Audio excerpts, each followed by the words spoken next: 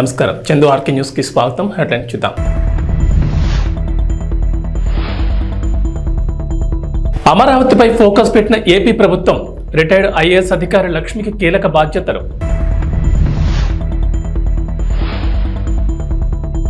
Telangana CM సంచలన వ్యాఖ్యలు, BRS మనుగడ కష్టమంటున్న రేవంత్.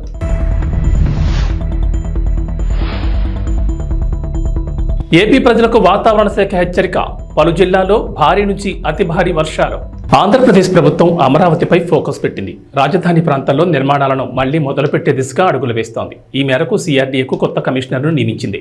తాజాగా అమరావతికి సంబంధించి మరో కీలక నిర్ణయం తీసుకున్నారు. అమరావతి డెవలప్మెంట్ కార్పొరేషన్ చైర్పర్సన్ ఎండీగా రిటైర్డ్ ఐఏఎస్ లక్ష్మీ పార్థసారథిని నియమించింది ప్రభుత్వం. ఈ మేరకు పురపాలక శాఖ ప్రత్యేక ప్రధాన కార్యదర్శి అనిల్ కుమార్ సింఘాల్ గురువారం ఉత్తర్వులు జారీ చేశారు. లక్ష్మీ పార్థసారథి 2014-2019 మధ్యకాలంలో టీడీపీ ప్రభుత్వ హయాంలో ఏడీసీ సీఎండీగా వ్యవహరించారు. రాజధాని మాస్టర్ ప్లాన్ సహా అమరావతి అభివృద్ధిపై ఆమెకు అవగాహన ఉండడంతో ఆమెను అమరావతి డెవలప్మెంట్ కార్పొరేషన్ చైర్పర్సన్ ఎండీగా నియమించారు. అమరావతి నిర్మాణంలో లక్ష్మీ పార్థసారథి సేవలను వినియోగించుకునే దిశగా ఈ నిర్ణయం తీసుకుంది ప్రభుత్వం. ఇప్పటికే ముఖ్యమంత్రి చంద్రబాబు రాజధాని ప్రాంతాల్లో నిర్మాణాలను పరిశీలించి అధికారులకు పలు సూచనలు చేసిన సంగతి తెలిసిందే. గురువారం ఢిల్లీలోని తన నివాసంలో మీడియాతో చిట్చాట్లో ముఖ్యమంత్రి రేవంత్ రెడ్డి మాట్లాడారు. ఏపీ ఎన్నికల్లో టీడీపీ విజయం, జగన్ ఓటమి, చంద్రబాబు నాయుడు పోరాటం, మాజీ సీఎం కేసీఆర్ పార్టీ, బీఆర్ఎస్ మనుగడ సహా అనేక అంశాలపై ఆయన స్పందించారు. కేసీఆర్ రాజకీయంగా నిలదొక్కుకోవడం కష్టమని, ఆయన హరీష్ రావు ట్రాప్లో పడ్డారని ఆరోపించారు. కేసీఆర్ లేకుంటే తన సొంత లైన్ తీసుకోవచ్చని హరీష్ ఎదురు చూస్తున్నారని సీఎం వ్యాఖ్యానించారు. 2019 ఎన్నికల్లో టీడీపీకి 23 సీట్లు వచ్చినా చంద్రబాబు నాయుడు కోర్ రాజకీయాలను వదలకుండా పోరాడారని, అందుకే ఆయన మళ్లీ గెలిచి సీఎం అయ్యారని గుర్తు చేశారు. చంద్రబాబు నాయుడుతో పోల్చుకుంటే జగన్ ఎంత, అయినా ఆయన ప్రతిపక్ష నేతగా పనిచేశారని అన్నారు. వైఎస్ఆర్ కాంగ్రెస్ పార్టీ నేతలు తిట్లు చేసే వ్యాఖ్యలను తట్టుకుని పోరాటం చేశారు. కానీ ఏనాడు చంద్రబాబు కోర్ ఏరియాను వదిలిపెట్టలేదని పేర్కొన్నారు. కానీ ఇక్కడ కేసీఆర్ మాత్రం ఆ పని చేయడం లేదని, హరీష్ రావు ఆ పని చేయించడం లేదన్నారు. కేసీఆర్ హేతుబద్ధంగా ప్రవర్తిస్తేనే బీఆర్ఎస్ మనుగడ సాధించగలదని, పార్టీ బతికితే కేసీఆర్, తర్వాత కేటీఆర్, కవిత ఉంటారన్నారు. అందుకే బీఆర్ఎస్ అంతం కావాలని కోరుకుంటున్న వారిలో మొదటి చివరి వ్యక్తి హరీష్ రావు అని ఆరోపించారు. ఈటల రాజేందర్, నరేంద్ర, విజయశాంతులను హరీష్ రావు గెంటించారని సంచలన వ్యాఖ్యలు చేశారు. తిరుమల నుంచి ప్రక్షాళన మొదలుపెట్టింది చంద్రబాబు సర్కార్. కొత్త ఈవో నియమించింది ప్రభుత్వం. కొండపై మార్పులు చేర్పులు చేస్తోంది. తాజాగా తిరుమలకు సంబంధించి మరో కీలక నిర్ణయం తీసుకుంది ప్రభుత్వం. టీటీడీలో విజిలెన్స్ విచారణ మొదలుపెట్టింది. పలు విభాగాల్లో రాష్ట్ర స్థాయి విజిలెన్స్ అధికారులు వివరాలు సేకరించే పనిలో ఉన్నారు. విజిలెన్స్ అధికారులు ప్రధానంగా 5 అంశాలపై ఆరా తీస్తున్నారు. ప్రధానంగా టీటీడీ ఆర్జిత సేవ, వీఐపీ బ్రేక్ దర్శన టికెట్ల కేటాయింపు, టీటీడీ టెండర్లు, శ్రీవాణి సేవా టికెట్ల ద్వారా వచ్చిన నిధులు వినియోగం, గదుల పనులు, గెస్ట్ హౌస్ల కేటాయింపై ఫోకస్ పెట్టారు. గత ప్రభుత్వ హయాంలో వీఐపీపై దర్శనాల కోటాపైన తీవ్రస్థాయిలో విమర్శలు వచ్చాయి. కొంతమంది మంత్రులు, ఎమ్మెల్యేలు వీఐపీ టికెట్లను ఇష్టారీతిగా తీసుకున్నారనే ఆరోపణలు ఉన్నాయి. గతంలో ఎమ్మెల్యేలకు రోజుకు ఒక లేఖను అనుమతించి 6గురికి దర్శన టికెట్లు జారీ చేసేవారు. అదే ఎమ్మెల్యే స్వయంగా వస్తే మాత్రం 10 వరకు టికెట్లు ఇచ్చేవారు. కానీ గత ప్రభుత్వ హయాంలో ఒక్కో లేఖపై ఏకంగా 10 టికెట్లు ఇచ్చారనే ఆరోపణలు ఉన్నాయి. అదే మంత్రులకైతే గతంలో 10 నుంచి 15 దర్శన టికెట్లు ఇస్తే గత 5 ఏళ్లలో అడిగినన్ని ఇచ్చారనే విమర్శలు వచ్చాయి. అదే టీటీడీ పాలక మండలి సభ్యులకు రోజుకు 35 టికెట్లు కేటాయించేవారు. గత ప్రభుత్వ హయాంలో సభ్యులకు పరిమితి లేకుండా ఇచ్చారని ఆరోపణలు వచ్చాయి. రామోజీరావు జీవితం నిరంతరం ప్రవాహమని, ఆయన జీవితం గురించి అందరూ తెలుసుకోవాలని ఆంధ్రప్రదేశ్ ఉప ముఖ్యమంత్రి, జనసేన పార్టీ అధ్యక్షుడు కొణిదెల పవన్ కళ్యాణ్ అన్నారు. తాను చూసిన రామోజీరావులో చాలా ప్రత్యేకతలు ఉన్నాయని చెప్పారు. రామోజీరావు ప్రజల పక్షపాతి, ఎన్ని ఇబ్బందులు పెట్టినా జర్నలిస్టు విలువలను కాపాడారని పవన్ కళ్యాణ్ కొనియాడారు. గురువారం విజయవాడలో ఏపీ ప్రభుత్వం అధికారికంగా నిర్వహించిన రామోజీరావు సంస్మరణ సభలో పవన్ కళ్యాణ్ ప్రసంగించారు. విజయవాడ శివారు కానూరులోని అనుమోలు గార్డెన్స్లో ఏర్పాటు చేసిన ఈ సంస్మరణ సభకు ముఖ్యమంత్రి చంద్రబాబు నాయుడు, ఆయన సతీమణి భువనేశ్వరి హాజరయ్యారు.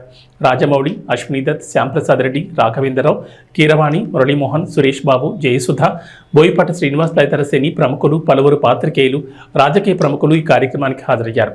రామోజీ గ్రూప్ సంస్థల చైర్మన్, పద్మవిభూషణ్ అవార్డు గ్రహీత రామోజీరావుకు నివాళులర్పించారు. ఛత్తీస్గఢ్ నుంచి విద్యుత్ కొనుగోలు ఒప్పందంలో అక్రమాలు జరిగాయన్న ఆరోపణలపై తెలంగాణ సర్కార్ విచారణకు జస్టిస్ ఎన్ నరసింహారెడ్డి కమిషన్ ఏర్పాటు చేసిన విషయం తెలిసిందే.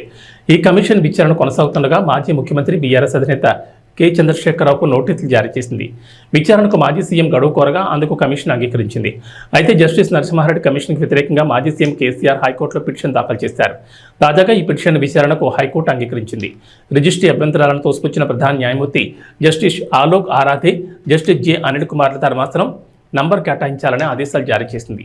ఈ పిటిషన్పై శుక్రవారం విచారణ చేపడతామని స్పష్టం చేసింది.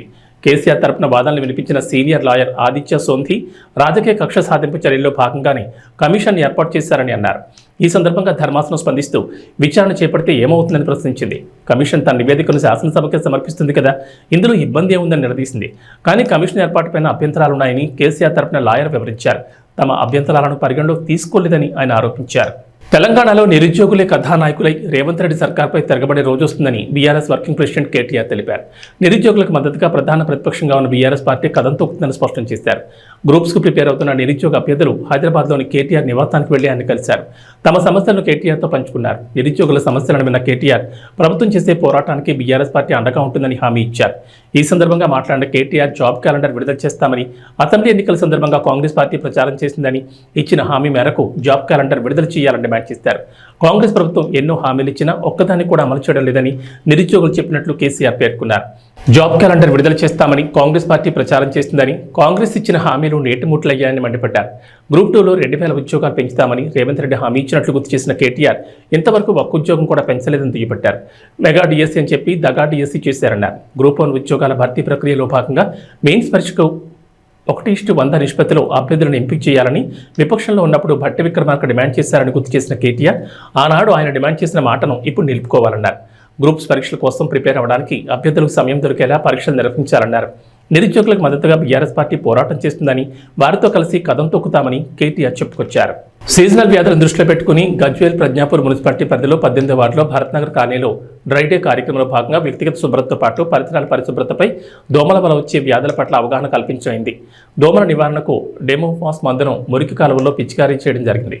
ఈ కార్యక్రమంలో Gajwel Pragnapur municipal chairman NC Rajamouli Gupta పాల్గొని మాట్లాడుతూ ప్రతిరోజు అన్నం తినే ముందు చేతులను శుభ్రంగా కడుక్కోవాలని, మనం ఏ వస్తువునైనా ముట్టుకుని వచ్చిన తర్వాత చేతులను శుభ్రంగా కడుక్కోవాలని, ప్రతి ఒక్కరూ వ్యక్తిగత పరిశుభ్రతను పాటించాలని, ఇంటిని ఎంత శుభ్రంగా ఉంచుకుంటామో ఇంటి పరిసరాలను కూడా అంతే శుభ్రంగా ఉంచుకోవాలని, మురుగునీటి గుంటలు లేకుండా జాగ్రత్తలు తీసుకోవాలని, దోమల వలన malaria, dengue, chikungunya, filaria, malaria అనేక రకమైన సీజనల్ వ్యాధులు ప్రాణహాని సంభవిస్తాయని, తగిన జాగ్రత్తలు తీసుకుని దోమను తరిపొట్టడానికి ఓడోమాస్ గుడ్ నైట్ దోమతెరలు వాడుకోవాలని, ఇంటి సమీపంలో కొబ్బరి చిప్పలు, టైర్లు, ఎయిర్ కూలర్స్లోని నీళ్లు ఎప్పటికప్పుడు శుభ్రం చేసుకోవాలని, జ్వరం, దద్దుర్లు, వాంతులు, విరేచనాలు, డీహైడ్రేషన్, కాళ్ళు చేతులు లాగడం, మగతగా చెమటలు పట్టడం లాంటివి వస్తే వెంటనే గుర్తించి డాక్టర్లను సంప్రదించాలని సూచించారు.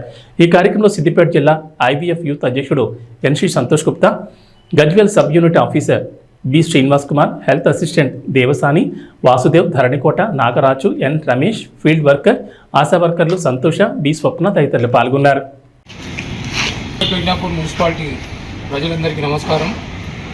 ప్రస్తుతము వర్షాకాలం ఉంది కాబట్టి మన వైద్య ఆరోగ్య శాఖ వారు అలాగే మన మున్సిపల్ సిబ్బంది కూడా ఎప్పటికప్పుడు పట్టణాన్ని పరిశుభ్రంగా ఉంచడానికి, ఆరోగ్య పట్టణంగా ఉంచడానికి అన్ని చర్యలు తీసుకుంటున్నాం. అందులో భాగంగానే వైద్య ఆరోగ్య శాఖ వారు ప్రతి వార్డులో కూడా డెమోఫాస్ పిచికారి చేయడం, ఎక్కడైతే మురికి కాలువల్లో మురికి నీళ్ళు ఉంటున్నాయో అలాగే గుంటలలో కూడా నీళ్ళు ఉంటున్నాయో డ్రై డేగా పాటిస్తూ ఈరోజు ప్రతి వార్డులో కూడా ఈ మందును, ఈ ద్రావణాన్ని పిచికారి చేయడం జరుగుతుంది. తద్వారా దోమలు పుట్టకుండా, లార్వా పుట్టకుండా కఠినమైన చర్యలు తీసుకోవడానికి ఇది ఎంతో దోహదపడుతుంది. కాబట్టి ప్రజా ఆరోగ్య దృష్ట్యా ఇది అత్యవసరం. ఎందుకంటే ఈ యొక్క వర్షాకాలంలో అంటువ్యాధులు ప్రబలుతాయి కాబట్టి, ముఖ్యంగా మలేరియా, డెంగ్యూ మొదలగు వ్యాధులు ప్రబలకుండా, డయేరియా కూడా చాలా ప్రాణాంతకం. అందుకే ఈ వ్యాధులు రాకుండా ఇటువంటి చర్యల భాగంగా ఈరోజు 18వ వార్డులో కూడా ఈ యొక్క ద్రావణాన్ని పిచికారి చేయడం జరిగింది. గత వారం రోజులు కూడా వైద్య ఆరోగ్య శాఖ వారు ముఖ్యంగా ఈ చిగురుపల్లి పిఎస్సి అలాగే మన గజ్వేల్ పట్టణ ఆరోగ్య శాఖ వారు కూడా అన్ని చర్యలు తీసుకుంటున్నారు. మా మున్సిపల్ శాఖ వారు కూడా మా మున్సిపల్ సిబ్బంది కూడా ఎప్పటికప్పుడు డీసిల్టేషన్ చేస్తూ ఎక్కడ కూడా నీళ్లు నిలవకుండా మనం ఉంచడానికి అన్ని జాగ్రత్తలు తీసుకుంటున్నాం. దీనికి పట్టణ ప్రజలు కూడా దయచేసి మీరు ఈ మురికి కాలువలో కానీ మన బహిరంగ ప్రదేశాల్లో కానీ ప్లాస్టిక్ చెత్త చెదరడం వేయకుండా మాతో సహకరించవలసిందిగా కోరుతున్నాను. ఈ యొక్క ద్రావణ పిచికారి కార్యక్రమంలో వాసు గారు అలాగే శ్రీనాగరాజు గారు వారి సిబ్బంది పాల్గొన్నారు. వారి ధన్యవాదాలు తెలియజేస్తూ పట్టణ ప్రజలందరూ కూడా సహకరించి గజ్వేల్ ప్రజ్ఞాపూర్ మున్సిపాలిటీని ఆరోగ్య పట్టణంగా హరిత పట్టణంగా ఉంచాలని విజ్ఞప్తి చేస్తున్నాను. మున్సిపల్ కౌన్సిలర్లు, మున్సిపల్ సిబ్బంది ఎమ్మెల్యే గుమ్మనూరు జయరాంను కౌన్సిల్ సభ్యులు ఘనంగా సన్మానించారు. ఈ సందర్భంగా ఎమ్మెల్యే మాట్లాడుతూ తాను మధ్యతరగతి కుటుంబంలో పెరిగానని, వరుసగా 3 సార్లు ఎమ్మెల్యేగా గెలిచి మంత్రిగా కూడా అయ్యానని, పేదల కష్టాలు తెలుసుకునని, రోడ్డు పక్కన తోపుడు బండ్లు పెట్టుకునేవారు మరియు చిరు వ్యాపారులు రోజంతా ఎండనక వాననక కష్టపడితే 100-200 వస్తుంది. ఆ వచ్చిన దాంట్లో కూడా 30 నుంచి 50 రూపాయల వరకు సుంకం వసూలు చేస్తే వారు బతికేది కష్టమవుతుందని, చిరు వ్యాపారస్తుల నుంచి సుంకం వసూలు చేయకూడదని తీర్మానం చేస్తున్నానని కౌన్సిల్ సమావేశంలో తీర్మానించారు. ఈ తీర్మానాన్ని కౌన్సిల్ సభ్యులు కూడా ఆమోదించారు. మన మున్సిపాలిటీకి సంబంధించి ఏదైనా డోర్ బుక్ మనకు కూడా ఏమైనా వచ్చిందా? మనం కూడా దాంట్లో మనకు ఉందే టౌన్ ప్లానింగ్ సరే. అక్కడ దాదాపుగా జాకెట్ లెక్క దాదాపు ఒక్కొక్క పర్సన్ కి 50 సెంట్లు 100 సెంట్లు అనేటివి వారు సొంత జాకెట్ లెక్క పంచుకోవడం జరిగింది. నా దృష్టికి వచ్చింది. ఖచ్చితంగా మీరందరూ అది ఎవరు మీరు కన్సల్ట్ చేపిస్తారా? ఆడియో కన్సల్ట్ తీసుకొని ఎక్కడెక్కడ ఏదో బినామీలు ఎవరున్నారో మొత్తం అంతా తీసేసి నిరుపేదలు ఎవరున్నారో 1.5 సెంట్ ప్రకారం ప్రతి నిరుపేదకి అందే మార్గంగా చేయాలని చెప్పేసి నేను అవన్నీ కూడా ఖాళీ చేయించి ఎవరైనా ముందుకు వస్తే వాళ్ళకి ఏదైనా పట్టాలు ఇప్పుడు వచ్చావా, మొన్న 19 నుంచి 24లో వచ్చిన పట్టాలా, లేదంటే గత వైఎస్ ఇందుకు ముందు ఉన్న ప్రభుత్వం ఇచ్చిన పట్టాలా, అవన్నీ వెరిఫికేషన్ చేసి ఏది మంచిది ఏది న్యాయం అనేది అది జాగ్రత్త కాదు, ప్రజలు మన మనసు కాబట్టి నిరుపేదలు ఎవరైనా ఉంటే వాళ్ళకి ఒక్కొక్కరికి ఒక 1.5 సెంట్గా మనము ఇవ్వాలని చెప్పేసి నేను కోరుకుంటున్నాను.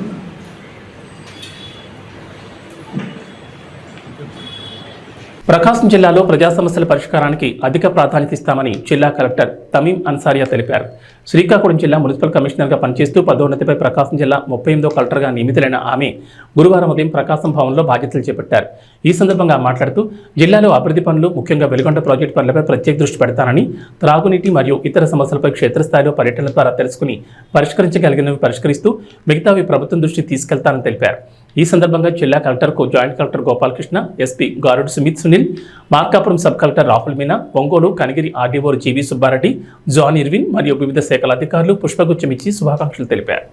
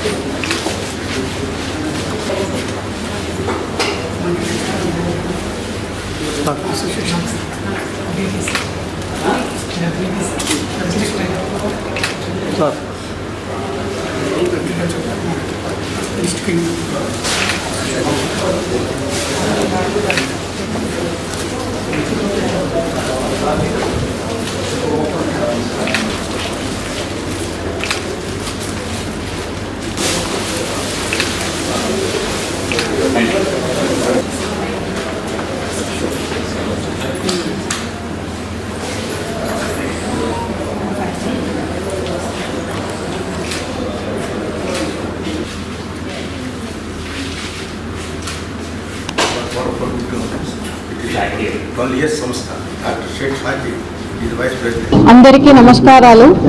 ఈరోజు నేను ప్రకాశం డిస్ట్రిక్ట్ కలెక్టర్గా బాధ్యతలు తీసుకోవడం జరిగింది. మొదటిగా జిల్లాలో పబ్లిక్ గ్రీవెన్స్ రిడ్రెసల్ సిస్టమ్ మీద ఎక్కువ ఫోకస్ పెడతాము. వచ్చే ప్రతి ఒక్క కంప్లైంట్స్, ప్రాబ్లమ్స్, దెన్ గ్రీవెన్స్ ఏదైనా దాన్ని సీరియస్గా తీసుకుని టైమ్లీ దెన్ క్వాలిటీ డిస్పోజల్ మీద ఫోకస్ పెడతాము. రెండోది, జిల్లాలో జరుగుతున్న జిల్లా అభివృద్ధి పనులు, స్పెసిఫిక్గా Veligonda project periodic review mechanism, monitoring mechanism ద్వారా వేగవంతం చేసి పూర్తి చేయడానికి ప్రత్యేక దృష్టి పెడతామని చెప్తున్నాను. అదేవిధంగా జిల్లా స్పెసిఫిక్ ప్రాబ్లమ్స్ ఏదైనా, స్పెసిఫిక్గా ఇక్కడ డ్రింకింగ్ వాటర్ ప్రాబ్లమ్స్ ఉంది అని విన్నాను. ఇది తప్ప ఇంకా ఏమేమి ఇష్యూస్ ఉన్నాయి దాన్ని తెలుసుకోవడానికి ఎక్కువగా ఫీల్డ్ విజిట్, ఫీల్డ్ ఇన్స్పెక్షన్ ద్వారా పూర్తి అవగాహన తీసుకుని దానికి కూడా ఒక పర్మనెంట్ సొల్యూషన్ వచ్చే విధంగా జిల్లా స్థాయిలో ఏ ఏ ప్రాబ్లమ్స్ మనము సాల్వ్ చేయగలుగుతామో దాన్ని జిల్లా స్థాయిలో మిగతా వాటిని ప్రభుత్వం దృష్టికి తీసుకొచ్చి పర్మనెంట్ సొల్యూషన్ ఇవ్వడానికి మనం అన్ని చర్యలు తీసుకుంటాము. అదేవిధంగా జిల్లాలో sanitation, health, education, skill development, women empowerment మీద ఫోకస్ పెట్టి జిల్లాలో హ్యూమన్ డెవలప్మెంట్ ఇండెక్స్ని పెంచి ప్రభుత్వం ద్వారా అమలు చేస్తున్న అన్ని పథకాల్ని మన జిల్లాలో ట్రాన్స్పరెంట్గా, ఎఫిషియెంట్గా ఇంప్లిమెంట్ చేసి మన జిల్లాని మన స్టేట్లోనే మొదటి స్థాయిలో నిలబడడానికి అన్ని రకాల ప్రయత్నం చేయడం జరుగుతుంది. దానికి మీ అందరి జిల్లా ప్రజలందరూ, ప్రజాప్రతినిధులు, ఎన్జిఓస్, సివిల్ సొసైటీ, మీడియా మిత్రులు మీ అందరూ సపోర్ట్ మరియు కోఆపరేషన్ ఉంటుంది అని ఆశిస్తూ, అదేవిధంగా ప్రజలు కూడా, మన ప్రకాశం డిస్ట్రిక్ట్ ప్రజలకు వారికి ఏదైనా సమస్యమైనా జిల్లా అభివృద్ధిలో వారి యొక్క సలహాలు, సూచనలు ఏదైనా ఎప్పుడైనా నాకు డైరెక్ట్గా కాంటాక్ట్ చేసి ఫోన్ ద్వారా, మెసేజెస్ ద్వారా, WhatsApp, email, then social media ద్వారా డైరెక్ట్గా నాకు కాల్ చేసి తెలియచేయవచ్చు. ప్రజల కోసం ఎప్పుడు కూడా 24/7 అందుబాటులో ఉంటామని ఈ సందర్భంగా తెలియజేస్తూ సెలవు తీసుకుంటున్నాను. పాన్ ఇండియా స్టార్ ప్రభాస్ నటించిన కల్కి 2898 ఏడి చిత్రం ఆడియన్స్ ను విపరీతంగా ఆకట్టుకుంటోంది. ముఖ్యంగా సినిమా క్లైమాక్స్ లో ప్రభాస్ కి ఇచ్చిన ఎలివేషన్ అయితే వేర్ లెవెల్లో ఉంది. ఇక విజువల్స్ ఊహించని అతిథి పాత్రలతో సినిమాను మలిచిన తీరుకి ఆడియన్స్ ఫిదా అయిపోతున్నారు. అయితే సినిమాలో కనిపించిన ప్రతి పాత్రలో ఎవరు నటించారనేది ఆడియన్స్ తెలుసు. కానీ శ్రీకృష్ణుడి పాత్రలో నటించింది ఎవరా అని సోషల్ మీడియాలో తెగ వెతుకుతున్నారు నెటిజన్లు. ఎందుకంటే సినిమాలో కురుక్షేత్రం బ్యాక్ డ్రాప్ లో సాగే సన్నివేశాల్లో కృష్ణుడి ముఖాన్ని చూపించలేదు. దీంతో ఈ క్యారెక్టర్ చేసింది ఎవరు అనేది ఆడియన్స్కి తెలియలేదు. అయితే తాజాగా ఈ పాత్ర చేసింది ఎవరు అనే దానిపై క్లారిటీ వచ్చింది. కల్కిలో కృష్ణుడి పాత్రను ప్లే చేసింది దాని అంటూ తమిళ నటుడు కృష్ణకుమార్ సోషల్ మీడియాలో పోస్ట్ చేశారు. ఇంత గొప్ప క్యారెక్టర్ తనకి రావడం చాలా సంతోషాన్ని ఇచ్చిందన్నారు. ఇక చాలా మంది సెలబ్రిటీలు ఈ పాత్రపై ఇచ్చిన ప్రశంసలను కూడా పోస్ట్ చేశారు. పేరుకి తమిళ నటుడైన కృష్ణకుమార్ తెలుగు ప్రేక్షకులకు పరిచయమే. హీరో సూర్య బ్లాక్ బస్టర్ సినిమా సురారే పొట్రు తెలుగులో ఆకాశమే హంగి హద్దురా పేరుతో 70 ఇక్కడ కూడా హిట్ అయింది. ఇందులో సూర్యకి స్నేహితుడిగా నటించారు కృష్ణకుమార్. అలానే ధనుష్ మారంలోనూ కీలక పాత్ర పోషించారు. మొత్తానికి ఫేస్ చూపించకపోయినా తన బాడీ లాంగ్వేజ్తో శ్రీకృష్ణుడి పాత్రలో అద్భుతంగా నటించారు కృష్ణకుమార్. ఇక ఈ చిత్రంలో కెమియోలకి సూపర్ రెస్పాన్స్ వస్తోంది. అర్జునుడి పాత్రలో విజయ్ దేవరకొండ ఆకట్టుకున్నారు. అలానే దుల్కర్ సల్మాన్, రాజమౌళి, ఆర్జీవి, ఫరియా, అనుదీప్ ఇలా చాలా మంది ఇందులో అతిథి పాత్రలో కనిపించడం విశేషం.